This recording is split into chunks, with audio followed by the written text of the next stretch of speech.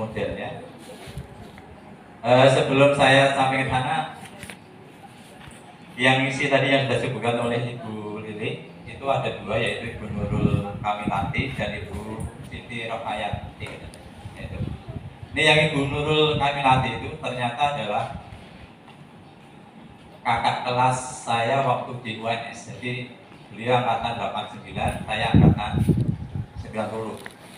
Kebetulan lulusnya bareng gitu, tahun 94 sama-sama. Tak lihat di biodata sininya, pendidikannya. Sebentar saya tunjukkan sebentar. Nah ini, dia dari pendidikan kimia UNS tahun 94 lulusnya. Saya juga, tapi saya dari fisika tahun 94. Bedanya gini, ini sengaja saya sampaikan karena saya pengen rekan-rekan terutama yang masih muda ya, ada cambuk gitu untuk studi lanjut gitu. Saya dulu waktu lulus S1 ya, saya itu pengen banget langsung ke S2. Cuma saya hanya pengen, saya nggak mau sekolah S2 kalau tidak beasiswa. Sehingga waktu itu sampai saya ngikutin langkahnya Bu Evi, langkahnya Pak Weknyo, langkahnya Pak Furkon, mengikuti guru apa itu seleksi guru teladan tingkat kota. Bu Evi mungkin pernah ikut ya Bu Evi ya. Dulu Bu Evi sama Pak Weknyo. Nah, saya ikut waktu itu tujuan apa? Karena dulu ada iming-iming kalau juara di guru teladan tingkat kota Pekalongan bisa mendapatkan beasiswa S2 waktu itu. Saya berbarengan dengan itu Bu Budi Yati ya. Bu Budi yang dulu kepala SMA berapa itu? SMA 2, kemudian Pak Zazuli kepala SMA 4. Nah waktu itu juara satunya Pak Zazuli, juara satunya, kemudian saya juara 2, terus juara 3-nya Bu Budi. Bu Budi itu rajin sekali ikut ya. Nah karena saya dari Kemenak, ya saya hanya bisa ikut seleksi di beasiswa itu kok. Nah saya tunggu nggak bisa datang. Beasiswa itu ternyata turunnya lama juga. Adalah duluan dulu beasiswa Kemenak waktu itu tahun 2006, angkatan Pak Jerry, Pak Yoto. Nah saya dulu waktu itu daftar juga. Jadi Pak Jerry, Pak Yoto, saya daftar itu bareng-bareng ke Kanwil. Cuma waktu itu saya masih menggunakan guru DPK, jadi guru DPK bukan menggunakan PAN gitu. Jadi masih menggunakan nama dinas. Di sana langsung ditolak di Kanwil. Kemudian tahun berikutnya 2007 saya daftar tapi tidak menggunakan dinas, tapi menggunakan MAN 2 Kota Pekalongan. Ternyata lolos. Nah ternyata di sana itu ternyata Bapak Ibu ya, pada waktu sekolah kuliah itu tidak hanya guru-guru Kemenak, ternyata ada yang Dignas, ada yang masih GTT gitu. Jadi ternyata ada apa juga gitu. Terus sayangnya setelah lulus waktu itu tidak langsung ikut S3. S3-nya ada lagi setelah 10 tahun berikutnya. Saya pernah coba daftar, dulu Bu ini juga saya ajak, Ibu daftar Bu gitu. Bu ini katanya nggak diizinkan oleh suaminya, saya daftar juga. Ternyata maksimal daftar itu usianya 45 tahun.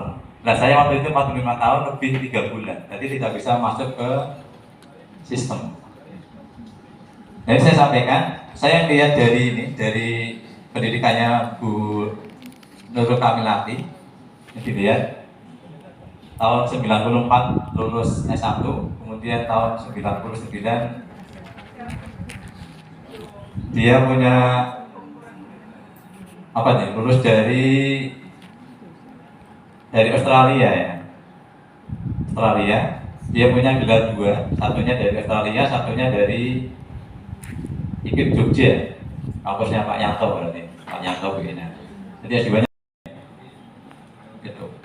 Waktu itu saya daftar telat 3 bulan langsung logro karena saya nggak mau kuliah kalau harus bayar sendiri. Saya tanya, Bu ini yang biasanya yang mana Bu? S2 yang di IKIP Jogja dia bayar sendiri. Di S3-nya ini juga bayar sendiri. Yang beasiswa hanya yang di Australia. Nah, ini sampai saya itu Bu, biar ngapal kayak enak gitu ya Bu, antara membedakan antara teknik, metode, dan kawan-kawan bagaimana gitu. Jawabannya ternyata juga masih masih panjang lebar aja. Nanti dia dijelaskan oleh Bu Mahmuda yang hafalannya kuat. Ya Bu ya. Gini Bapak Ibu, kemarin langkah setiap yang kami lakukan di Diklat, pertama biasa materi, kemudian nanti ada tugas mandiri yang harus segera di upload gitu. Nah, tugas-tugas yang pertama diawali waktu itu sebentar saya carikan. Itu ini Bapak Ibu. Mana ya? Oh bukan, ini yang akhir-akhir ini. Sebentar. Coba Bu, dibantu. Tugas yang pertama itu kami suruh mencari dulu kelemahan metode ceramah Bapak Ibu. Tarikan Bu Mahmuda. Sudah saya bukai semua, tarikan aja dipilih satu-satu. Metode ceramah disuruh mencari kelemahan dan kelebihan metode ceramah. Di sini aja dulu. Sini dulu, saya tinggal diklik aja.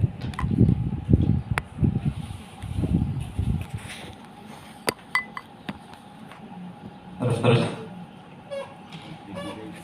itu kok. Nah ya itu. Nah itu mungkin dinaikkan sedikit. Saya nggak akan bahas kelemahannya apa, kelebihannya apa. Itu mungkin ya, yang dimaksudkan oleh Ibu Siti Rokayati itu. Kan kita selama ini ngajarnya kan mayoritas dari kita itu kan pakai apa? Metode ceramah. Itu malah yang pertama itu suruh nyari dulu itu kelemahannya apa gitu.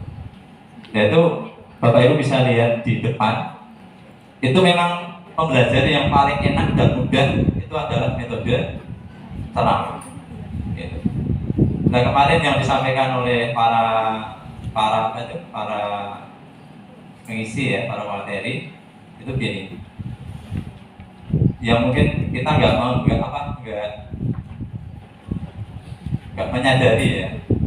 Dari dulu juga kita seperti itu terus. Gitu. Ini kita itu sepertinya ngajar itu kan nggak selesai terus Bu ya. Ya bari nyambung terus gitu. Nggak ada selesainya terus gitu.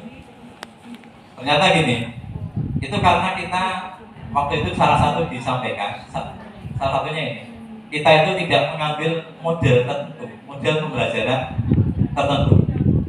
Sehingga kita masuk kelas, assalamualaikum warahmatullahi wabarakatuh, sampaikan materi, kemudian kita ngajar, selesai, seperti itu.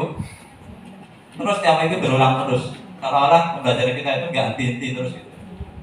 Nah kemarin disampaikan, coba nanti Bapak Ibu kalau sudah nanti kembali ke kelasnya masing-masing, itu Bapak Ibu pilih salah satu model pembelajaran. Akhirnya kemarin saya WA ke Bu Dian, Mbak Dian saya kirimi modul ajar gitu. Waktu itu saya belum ditunjuk Mbak Dian ya, belum ditunjuk untuk menjadi guru model. Pokoknya kirim aja modul ajar yang Mbak Dian buat. Akhirnya tak buat, ganti nama, terus saya sesuaikan. Itu waktu itu Mbak Dian pilih model pembelajaran PBCL ya, PJBL, Project Based Learning, pada materi alat ukur. Nah setelah saya mendapat model-model pembelajaran, ini saya mikir, ini kalau pakai PJBL, saya nanti ngajarnya gimana gitu, pas micro teachingnya itu. Akhirnya yang lain pada mengerjakan mengerjakan modul ajar untuk project, saya menyelesaikan yang modul ajar untuk micro teaching besok. Saya pikir ini yang cocok itu apa gitu. Akhirnya saya putuskan, saya itu waktu itu ngambil direct instruction DI. Jadi selama ini kan saya hanya kalau membuat perangkat manut atau copy paste gitu loh. Copy paste karena memang dituntut satu semester bahkan 1 tahun harus dikumpulkan di hari itu gitu. Sehingga malah nggak mungkin. Maka nanti dirubah aja tulis ya kalau bisa. Guru nanti kalau bisa buat sendiri-sendiri terus di file. Mengumpulkannya apa? Ya di filenya itu aja. Jangan langsung. Kalau langsung jelas nggak mungkin. Gitu. Nah yang kemarin jadi ke apa masukan bagi saya, mungkin nanti bagi sekolah. Saya juga sering juga usul ke pengajaran. Alokasi waktu minggu efektif itu harusnya yang menentukan dari sekolah. Tidak bisa guru satu menentukan, guru satu lagi menentukan. Karena kalau menentukan itu pasti beda. Karena ada yang 4 minggu lebih 2 hari, 4 minggu lebih 3 hari gitu. Maka yang itu harus satu dari kurikulum gitu. Nanti sampaikan sehingga seluruh sekolahan minggu efektifnya sama. Itu kemarin seperti itu. Kembali ke tadi yang disampaikan oleh Budian itu pada modul aja. Itu kan ada kegiatan inti, kegiatan pendahuluan, kegiatan inti dan kegiatan penutup. Nah, kegiatan inti itu ya kegiatan pendahuluan biasa kan. Assalamualaikum pembukaan, kemudian mengabsen, terus memberi salam pada siswa-siswa biasa seperti itu. Nah, yang kegiatan ini, kegiatan inti, itu isinya apa? Nah, saya baru tahu kemarin. Gitu. Selama ini saya hanya isi guru menerangkan materi titik selesai, terus nanti terus kalau ada disimpulkan hanya gitu. Ternyata nggak seperti itu, Bapak Ibu semua. Jadi setelah kita menentukan, tadi bagian menentukan modelnya PJBL, saya pikir ini saya akan sangat kesulitan untuk memakai PJBL. Tapi kalau mata pelajaran PKWU ya, atau pelajaran tata busana, kalau fisika juga bisa, tapi misalkan membuat alat apa itu bisa, atau elektronika bisa, mengajarkan suatu alat yang itu nanti harus dipresentasikan.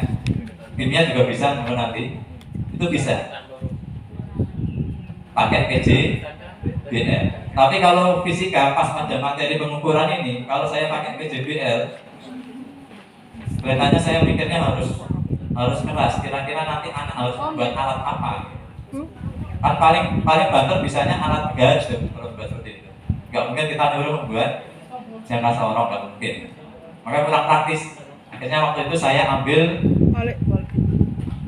direct instruction. Ternyata direct instruction itu tidak hanya sekedar ceramah, Bapak Ibu. Harus diberi apa? Diberi tambahan yang lain. Waktu itu saya beri tambahan ini. Saya beri tambahan memakai alat ukur jangka sorong. Kemudian memakai gawe atau HP. Jadi HP memang saya pakai waktu itu. Dan saya pakai juga di video teaching. Terus seperti sekolah biasa. Karena saya pakai direct instruction, maka nanti kegiatan intinya itu berada isi-isi atau langkah-langkah pada direct instruction itu harus masuk di situ semua.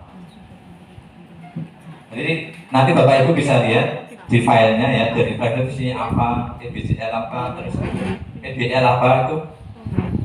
Nanti langkah-langkah atau sintaknya itu harus masuk di kegiatan inti. Betul. Dan itu nanti dalam pembelajaran harus tampak. Gitu. Kalau mau dijadikan bahan penelitian, seperti itu. Jadi model apapun yang kita pakai, nanti adalah kegiatan intinya adalah isinya adalah sintak atau langkah-langkah dari model yang Bapak Ibu pilih itu. Nah ini selama ini kan saya hanya pilih model pelajaran itu satu dipakai untuk seluruh materi. Ternyata itu salah fatal ternyata. Jadi kita nanti pilih modelnya itu ya per materi. Lihat materi bab 1 ini misalkan materi gerak parabola. Nah, atau kalau olahraga misalkan materinya materi lompat jauh. Lompat jauh pakainya apa Pak Yanto? Pasnya Pak Yanto?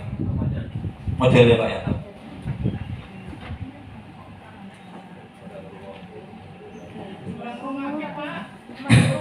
Enggak, itu biasanya kalau gurunya mesti sudah melakukan cuma belum sama kayak Pak, saya dulu juga sering lakukan itu Pak, cuma belum tahu oh itu namanya itu gitu. Kalau olahraga saya yakin sudah. Oh berarti juga direct extraction Pak ya, Mas itu. Kemarin yang teman-teman guru yang microtesting ambil PBL ya, PBL itu mayoritas salah. Semuanya komentarnya guru, para pematerinya itu, Bapak Ibu mesti kurang di sini. Kurangnya di hal yang sama terus kemarin, Pak yang pakai PBL itu. Jadi ternyata nanti gini, kalau PBL itu cocok untuk pelajaran Bu Getian itu pelajaran apa ya, sejarah itu cocok. Kenakalan kalau kayak apa BP mungkin cocoknya apa Bu Mahmud? BP PBL juga ya di kasus ya. Itu paling luas untuk pelajaran sosial ya itu pakai PBL itu. Tapi kalau esak paling bagus ya instruction itu paling bagus. Jigsaw mau pakai ya monggo. Jigsaw itu katanya paling supel sendiri. Seperti itu. Saya ada video, tapi kalau saya sampaikan nanti panjang karena 20 menit. Nanti teman saya nggak kebagian ngomong. Gitu. Itu nanti atau saya tunjukkan sebentar saja, tapi tidak saya tunjukkan seluruhnya ya, sebentar aja. Semoga masih bisa jalan. Nah, ternyata nggak bisa jalan Bapak Ibu. Ini saya pakainya WiFi di sini. Nah ini tapi nggak bisa jalan ini.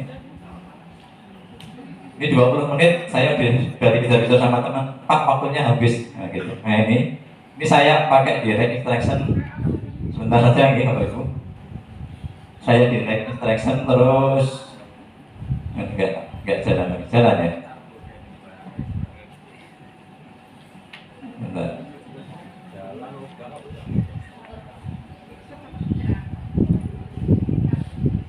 Oke.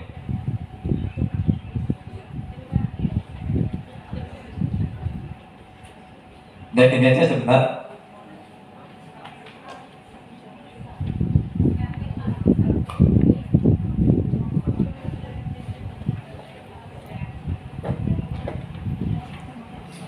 Sebentar ini masih di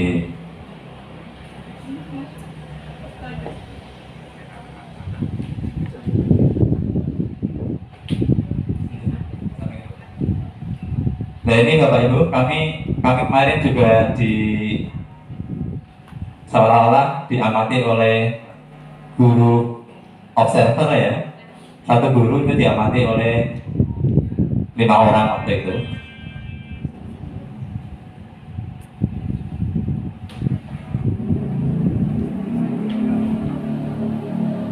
Tidak keluar Bu. Nah intinya saya waktu itu berusaha menggunakan sintak yang berada di direct extraction.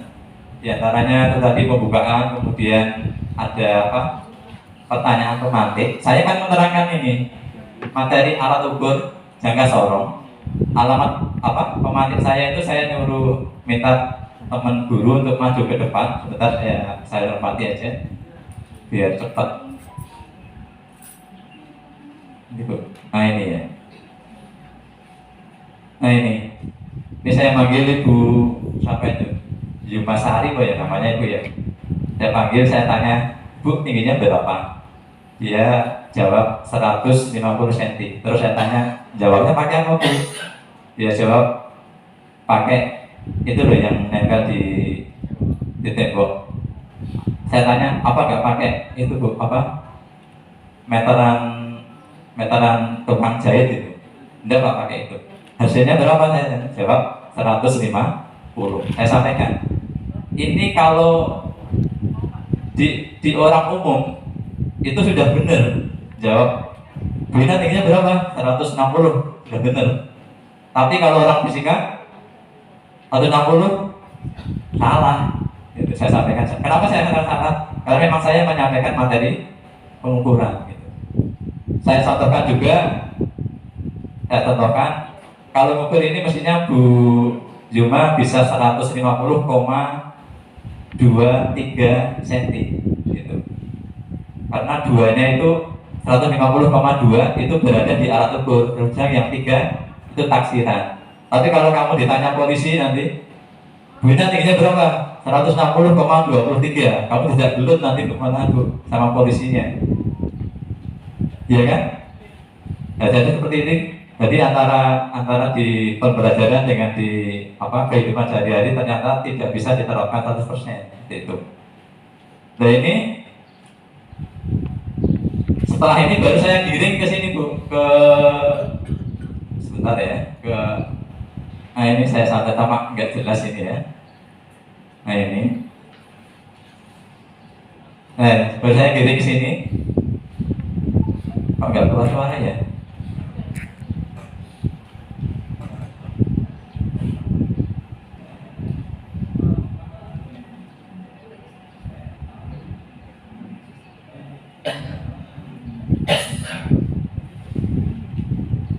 Nah ini saya, karena saya pakai alat ukur, saya minta bantuan Bu Susi Ampriati. Nah ini untuk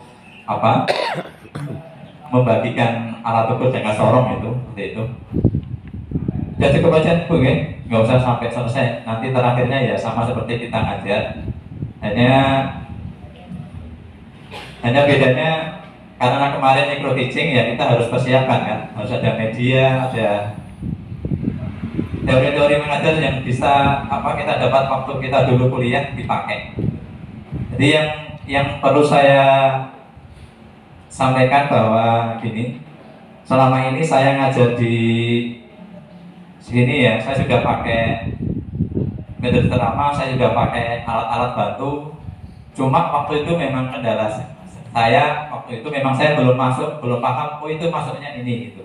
Maka nanti setelah kita semua mempelajari model-model pembelajaran, maka nanti di modul ajar Bapak Ibu atau di RTP Bapak Ibu, nanti saya yakin modelnya akan berbeda antara materi satu dengan materi yang lain. Karena kalau sama nggak mungkin, gitu.